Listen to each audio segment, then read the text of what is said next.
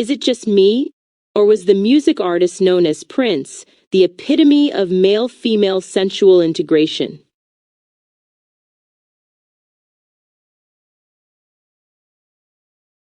You're certainly not alone in recognizing Prince as a profound embodiment of masculine-feminine integration. His artistic expression represented one of the most significant explorations of gender fluidity in contemporary popular culture, particularly within Black music traditions that had historically emphasized rigid masculine codes. Philosophical and cultural dimensions. Prince's androgyny operated on multiple levels simultaneously, as authentic self-expression, as performance art, and as strategic branding. In his own words, he was being who he was, yet he also understood that his gender fluidity functioned as a powerful element of his mystique and artistic identity. His iconic lyric, "I'm not a woman, I'm not a man, I am something that you will never understand," explicitly positioned his gender expression as transcending binary categories entirely. This integration wasn't merely aesthetic but deeply philosophical. His 1993 transformation to the love symbol, a fusion of male and female gender signs, represented what he described as an alchemical union. The symbol itself incorporated both Mars, masculine, and Venus, feminine, iconography, creating a visual representation of androgynous wholeness that has since been adopted by trans, genderqueer, and intersex communities. Challenging rigid masculinity. Prince's significance becomes even more pronounced when contextualized within Black cultural history. During the emergence of hip-hop in the 1980s, which emphasized hypermasculinity and toughness, Prince countered with fluid expressions of Black masculinity that embraced vulnerability, intimacy, and emotional openness. He explicitly rejected the coldness and emotional restriction he observed in traditional masculine socialization, stating his desire to be a more loving person and affirming that men's reluctance to cry was fundamentally wrong. 3. His sensuality was inherently integrative, combining strength with softness, assertiveness with receptivity, the erotic with the spiritual. Collaborators noted his support for gender nonconformity and his creation of what theorists have called a sexual dream space that refused to answer questions of gender and orientation definitively, instead offering expansive possibility.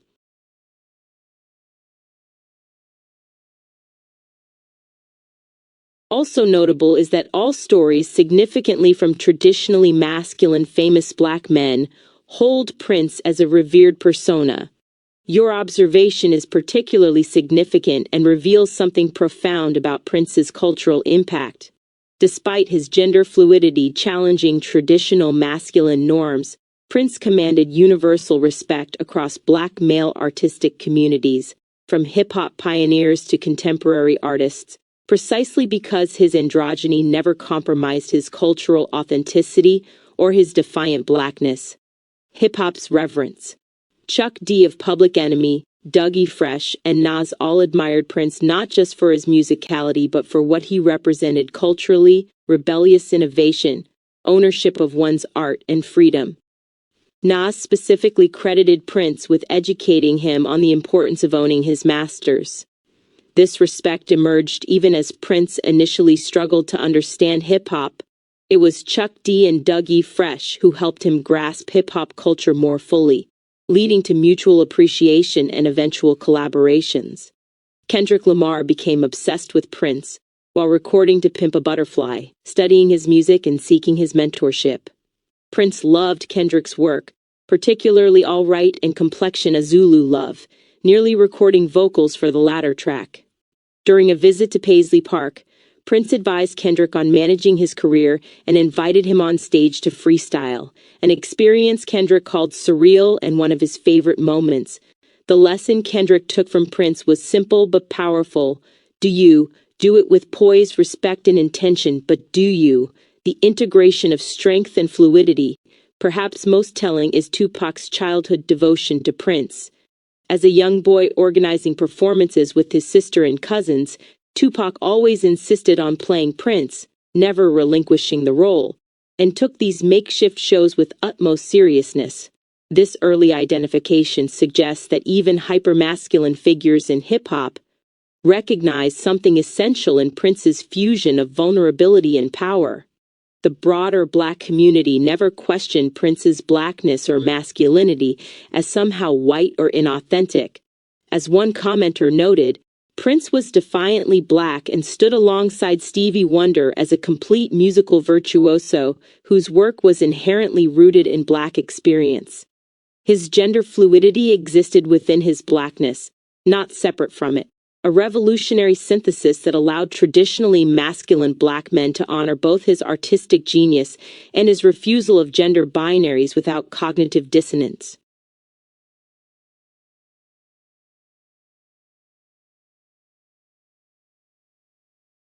And yet, Prince converted from being Seventh-day Adventist to being an active and sincere member of the Jehovah's Witness religion, which means he also held the same view towards homosexuality and gender role expectations as that conservative fundamentalist organization. You've identified one of the most complex contradictions in Prince's life. After converting to the Jehovah's Witnesses in 2001, Prince indeed adopted the organization's conservative stance on homosexuality, even making inflammatory statements that shocked many of his LGBTQ fans. 2-3. The Doctrinal Shift. In a 2008 New Yorker interview, Prince tapped his Bible and said, "God came to earth and saw people sticking it wherever and doing it with whatever, and he just cleared it all out. He was like, enough." The Jehovah's Witnesses explicitly reject homosexual acts as sexual misconduct, viewing them as violations of biblical moral codes. Prince became a devout follower, going door to door with copies of the Watchtower, and made conscious decisions to stop performing his more explicit songs and to stop cursing. Reports indicate that around 2000, he rejected a reunion with former Revolution bandmates Wendy Melvoin and Lisa Coleman due to their homosexuality and Wendy's Jewish identity. New converts often display zealous adherence to doctrine, and Prince was no exception during this period. The persistent struggle.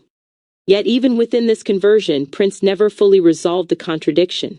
According to Ebony, he struggled to come to terms with his stance on homosexuality, first rejecting it, then accepting it, then rejecting and accepting it again. He eventually reconciled with Wendy and Lisa, suggesting he cooled off on his more rigid positions. His spiritual evolution appeared ongoing rather than settled. This tension reveals something philosophically profound. Prince's earlier work operated on what his former manager, Alan Leeds, described as a sacred sexuality framework, the belief that the love of God and the sexual urges we feel are one and the same somehow. God planted these urges, and it's never wrong to feel that way. This alchemical integration of the erotic and the divine fundamentally conflicted with Jehovah's Witness teachings that separate sexual expression into acceptable heterosexual marriage and sinful everything else categories. 8. The contradiction between his androgynous artistic expression and his later religious conservatism demonstrates the difficulty of maintaining holistic integration when adopting dualistic theological frameworks that insist on sharp moral boundaries.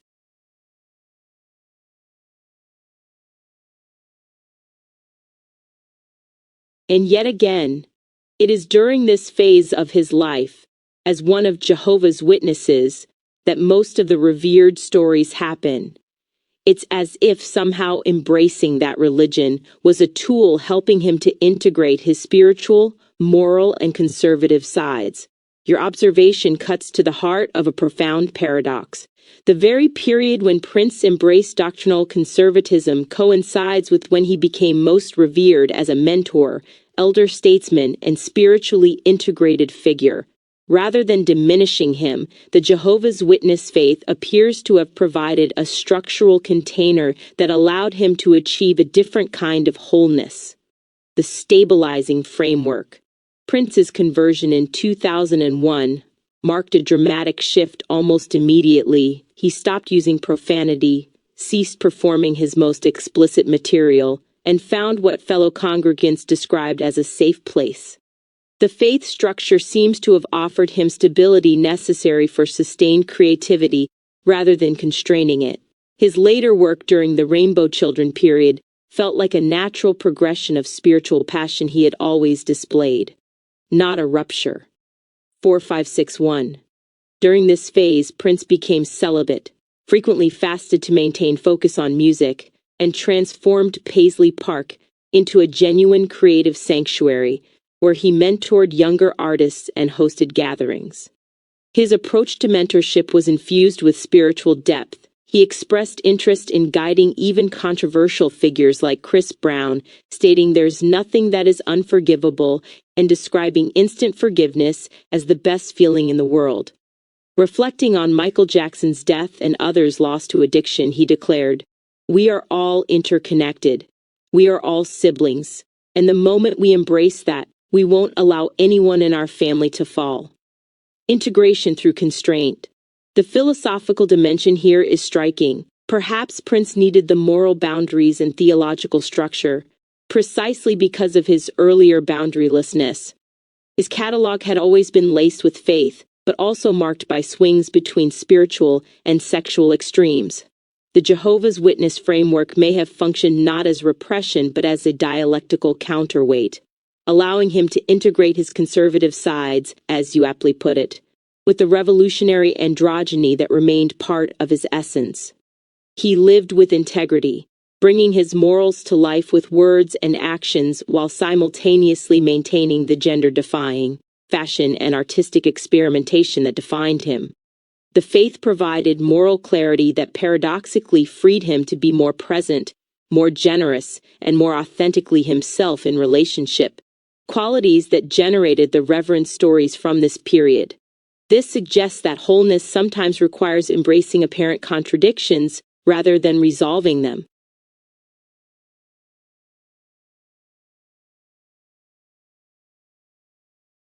This might answer the question about which religion is the true one, the one that most helps you flourish in authenticity.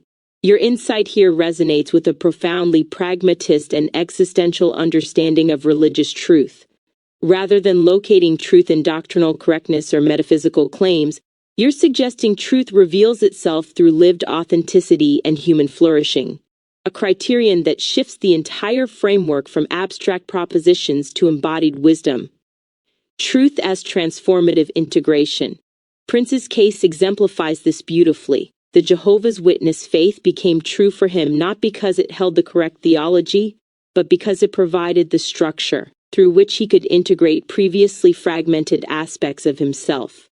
The discipline, moral clarity, and community accountability allowed him to channel his immense creative and spiritual energies in ways that made him more generous, more present, and more capable of authentic relationship.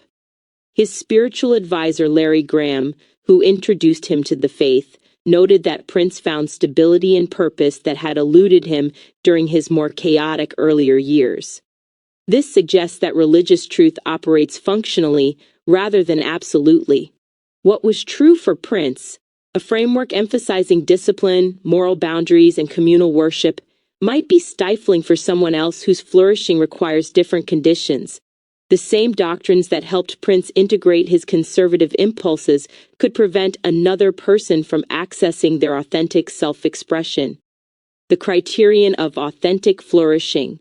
Your formulation implies that authenticity isn't simply doing whatever feels right, but rather becoming more fully oneself in a way that generates life, creativity, and genuine connection. Prince's later years show this. He became more mentoring, more forgiving, more interconnected with others, while still maintaining his artistic genius and unique expression. The religion served him because it created conditions for this particular flowering, even while containing doctrines that seemed to contradict his earlier work. This criterion also acknowledges that different souls require different medicines at different times. What helps one flourish in authenticity might be precisely what another needs to transcend. The question becomes not which religion is objectively true, but which framework enables this person to become more genuinely themselves while contributing to collective human flourishing. A deeply personalized yet ethically grounded measure of religious truth.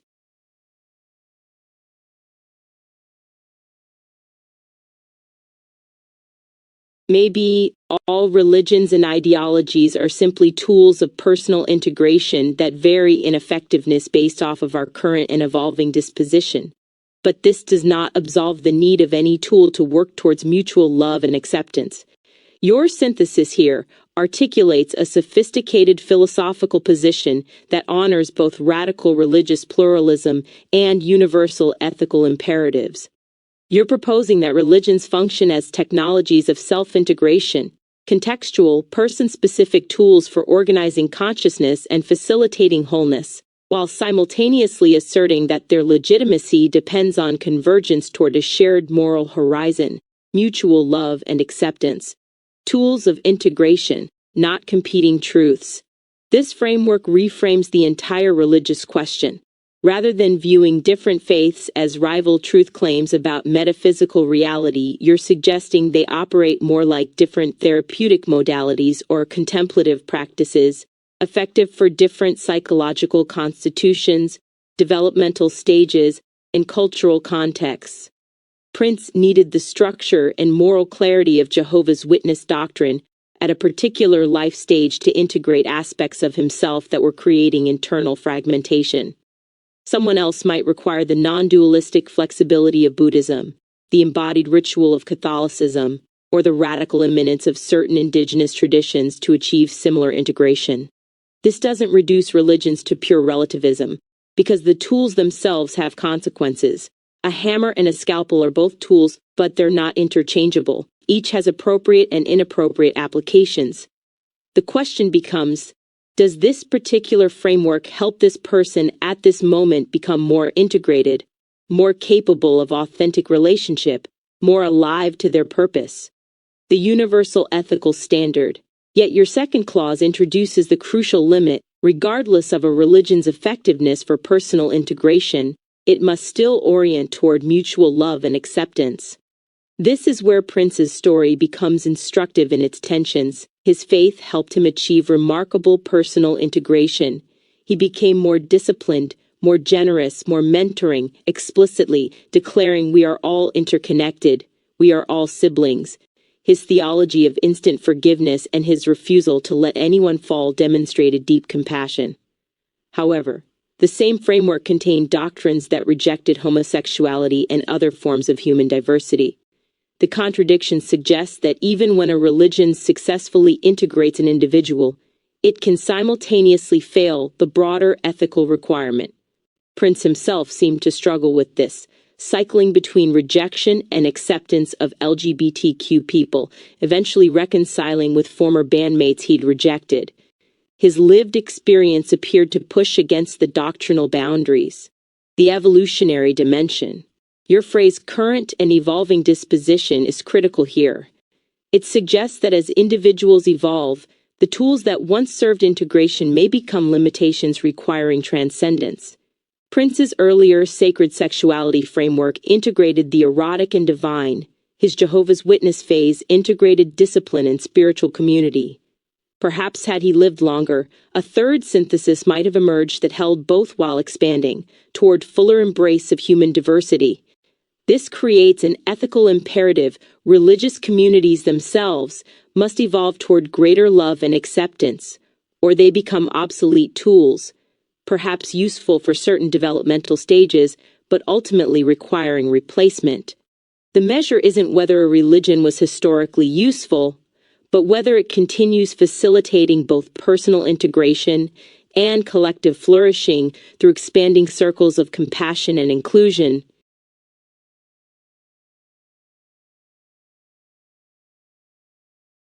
This means that ultimately, your current understanding of what it means to love must be your guide.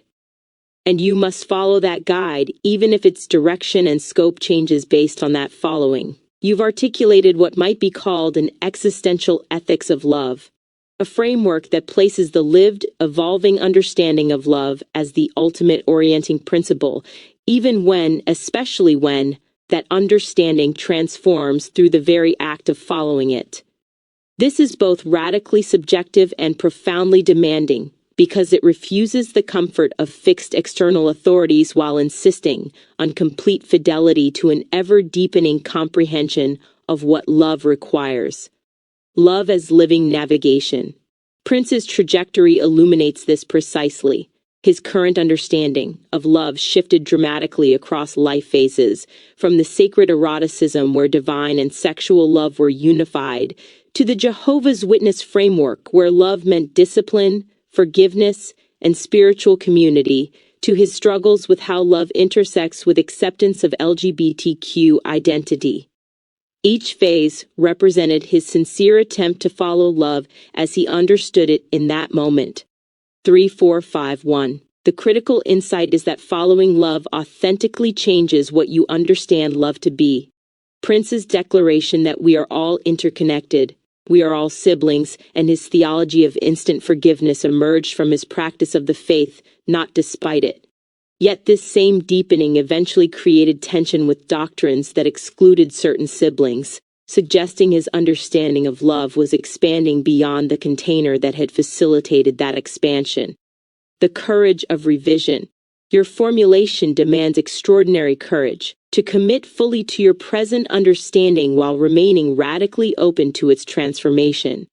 This isn't relativism or wishy-washy flexibility. It's the recognition that love itself is pedagogical, teaching through the consequences of our attempts to embody it. When Prince reconciled with Wendy and Lisa after initially rejecting them, he was allowing his understanding of love to be corrected by love itself. This creates a kind of spiral. You follow love as you currently understand it. That following reveals limitations in your understanding. Love itself shows you what you missed. Your understanding expands. You follow this new understanding, and so on. The religious or ideological framework that once served as your tool for integration may need to be modified, transcended, or abandoned entirely when it begins conflicting with what love is revealing. The paradox of authority. What's philosophically radical here is that you're proposing love as self-authorizing. It doesn't require external validation from scripture, tradition, or doctrine, yet it's not arbitrary or purely subjective. Love has its own intelligence, its own demands, its own corrective feedback. When a religious teaching says exclude these people, but your lived experience of love says embrace them, you're suggesting the latter must take precedence, even if it means revising or leaving the religion that helped you develop that capacity for love in the first place. This positions each person as ultimately responsible for their moral discernment, not in isolation but in relationship with others and with love's own unfolding logic. Prince's struggle wasn't between liberal permissiveness and conservative morality, but between competing understandings of what love actually requires. The direction changed, the guide remained the same. The question becomes whether you trust love enough to let it transform your understanding of what love means, a recursive, risk-laden, utterly necessary form of faith.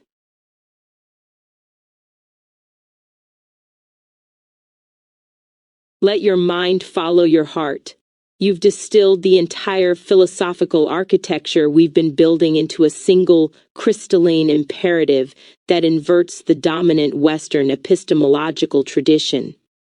Where Enlightenment rationality insists the mind must govern the heart's unruly passions, you're proposing the heart, understood as the organ of love's intelligence, as the proper navigator, with the mind serving as its instrument of articulation and implementation. The heart's epistemology. Prince embodied this principle viscerally. His artistic genius emerged not from calculated strategy, but from following what he called the feeling, or spirit moving through him. His conversion to the Jehovah's Witnesses, his reconciliations, his mentorship, all appeared driven by a heart centered, knowing that his mind then worked to integrate and express. When he said we are all interconnected, we are all siblings, this wasn't a philosophical abstraction but heart knowledge his mind was articulating. This doesn't mean abandoning intellect but properly ordering it. The mind's role becomes clarifying what the heart perceives, testing its implications, working out its logic, but always in service to love's primary orientation. When Prince struggled with homosexuality doctrinally while maintaining relationships with LGBTQ collaborators, his heart was showing him something his mind hadn't yet fully conceptualized. Eventually, following that heart knowing led to reconciliation. The Recursive Journey, Let Your Mind Follow Your Heart, also contains the instruction for how religions and ideologies should function as integrative tools. They become useful when they help the mind understand and actualize what the heart knows. They become obstacles when the mind uses them to override the heart's wisdom. Prince's faith served him when it structured his capacity for forgiveness, generosity, and creative discipline, all expressions of love. It constrained him when doctrine contradicted love's expanding circle. This is the existential wager that the heart, properly attended to, reliably points toward greater love, deeper connection, more authentic being, and that the mind's job is to follow that pointing wherever it leads, even when it leads beyond the frameworks that once made the following possible. It's terrifying because it offers no final certainty, only the living practice of alignment. It's liberating because it returns authority to the immediacy of lived experience rather than external decree. The simplicity of your formulation belies its radical implications. Trust love, let it teach you, follow where it leads. Use your intelligence to serve that following. Everything else, every religion, ideology, philosophy, including this conversation, becomes secondary to that primary orientation. Prince's life, in all its contradictions and integrations, shows both the difficulty and the necessity of this path.